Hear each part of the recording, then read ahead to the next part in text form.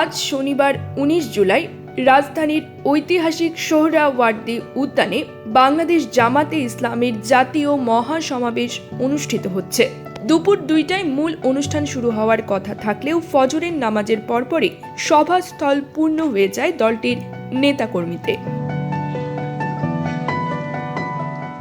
গতরাত থেকে দেশের বিভিন্ন জেলা থেকে দলে দলে ঢাকায় এসে সমাবেশ স্থলে অবস্থান নিয়েছেন জামাত শিবিরের হাজারো নেতাকর্মী।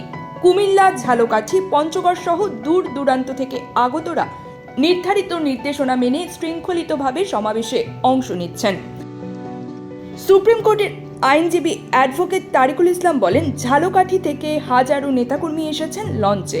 কারো ব্যাগে অশৃঙ্খলার চিহ্ন নেই, কারো মুখে ধোয়া শব্দ কিংবা বিশৃঙ্খলার লেশ মাত্র নেই। তিনি আরও জানান, সবাই নিজ খরচে এসেছেন এবং কেউ কাউকে বিরক্ত না করে সুযোগ করে দিয়েছেন বিশ্রামের। কুমিল্লা থেকে আসা আহমদ ইবনে আহসান জানান, তারা ফজরের আগেই উদ্যানে পৌঁছে গেছেন। শুকনো খাবার, পানি ও জায়নামাজ সহ প্রয়োজনীয় সবকিছু নিজেরাই সঙ্গে এনেছেন। উত্তরের জেলা পঞ্চগড় থেকে আসা আবু সালেহ মোহাম্মদ মুসা বলেন, ফজরের পরই মাঠে থাকার নির্দেশনা ছিল, আমরা সে অনুযায়ী আগে ভাগে রওনা দিয়েছি।